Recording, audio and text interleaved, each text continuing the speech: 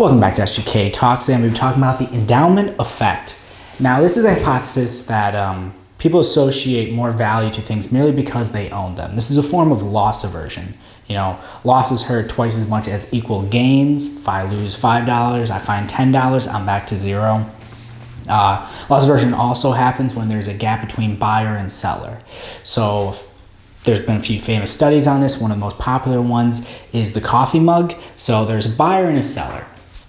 A buyer is willing to buy it for $2.87. Seller is willing to sell it for $7.12. Now, there's a big difference in what they see the value of the mug being. If you're a seller, you'd be like, well, it's actually, it's a pretty good mug. After looking at it, it feels really nice in my hand. It has good engraving and stuff like that.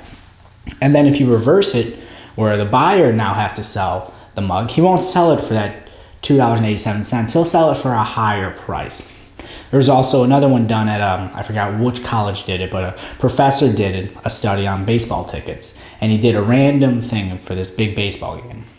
And some of the students got the tickets, some of the other ones didn't.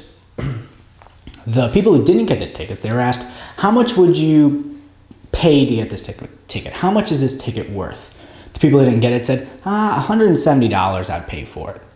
The people who got the ticket, on average, said they would sell it for $2,400, a huge difference in price for the ticket. So that goes into the endowment effect. When you own something, you feel like it's more important. This goes into all sorts of things like contract negotiation, portfolios, fantasy football. Let's say I draft a player and he's really good for me. I'm going to place his stock a lot higher than other ones. And maybe next year, when I do the draft and he's still up, I'll be like, hey, you know what? I'm going to get this guy because he was really good for me last year. Even though the offensive line is different, he was fighting an injury, but whatever. You see this in shopping and free trials. You give a free trial to something, more people are likely to stay with it. Shopping, you're trying on clothes, things like that. They also did another one with lottery tickets. So let's say you buy a lottery ticket. How much are you willing to sell that lottery ticket for? So they did the study. They would go around. They'd be like, hey, you just bought that lottery ticket.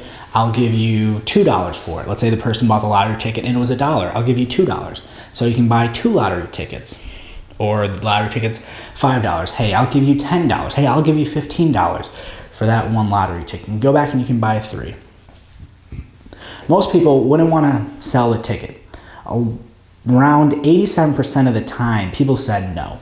And there are a lot out there. It's usually 2 times more, 3 times, 4 times, sometimes 5 to 8 times more.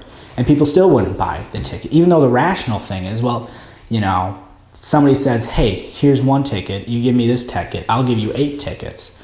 This is my ticket. I think this is the winning ticket. I'm going to stay with this one. But on the other hand, if you had 8 tickets, it's like, hey, I'll give you this 1 ticket. You're never going to do that. This also goes into like buying a house. In the 2008-2007 housing market crash, a lot of people wouldn't lower the prices on their houses. They'd be like, hey, I think my house is worth a lot more.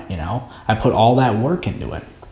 Let's say you start up a business and you're about to sell the business, and the business is only worth, let's say $5 million from cost-benefit analysis and how much money you put into it and stuff like that. But you're just like, I want to sell this for a lot more. I put a lot of time and effort into this business. It's worth way more than $5 million revenue that I'm usually getting.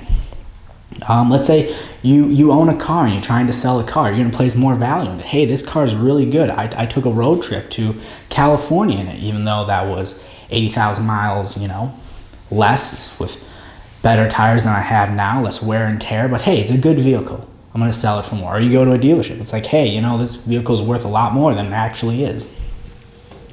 This is another reason why you should never go to an auction as well. Every time you go to an auction, you end up paying more money for something than if you were just to buy it by yourself. Auctions are horrible. You should never go to an auction. When you're bidding on something, you feel as if you own it. It's yours. So you're going to keep bidding. It's another problem.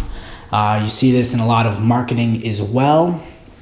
You see this in, let's see, which other ones? You see this in X day money back guarantee, 30-day money back guarantee, 60-day money back guarantee. You see this usually with furniture, sofas, beds, stuff like that. Hey, you know what? Take this. How about you sleep on it, see what you think about it, and then 60, 30 days from now, you have all your money back guarantee. Most of the time, you're not going to do that. You're going to be like, hey, you know what? This is actually a really good bed.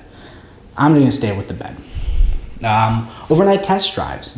Somebody comes into a dealership, they drive a few cars, and they like this one. Hey, you know what? Before we talk numbers, why don't we do an overnight test drive and make sure this is the vehicle you actually want? That's a really popular one. Apple stores as well. They have this thing where it's like, hey, use our phones as long as you want. We're not going to try to bother you, whatever. Just spend the time. You don't feel rushed or anything like that. Get a relationship with the phone. Some online stores are starting to do pay after delivery. So you get something in, it's like, hey, you know what? This is actually pretty good. I really, really like this. I'm gonna stay with it. Let's see, is there anything else I want to talk about? Also, they did another one with coffee and chocolate. One group was given, hey, here's a coffee mug. Another group was given chocolate. Here's chocolate. Then they're asked, do you want to switch with the other person?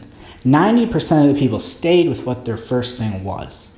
If you got a coffee mug, you'd be like, I don't want to trade it. I'm going to stay with the coffee mug. If you got the chocolate bar first time, you'd be like, I want to stay with the chocolate bar. So that basically is the endowment. There's a lot of things that go into play with it. Again, it is a hypothesis that people associate more value to things merely because they own them. Thank you very much.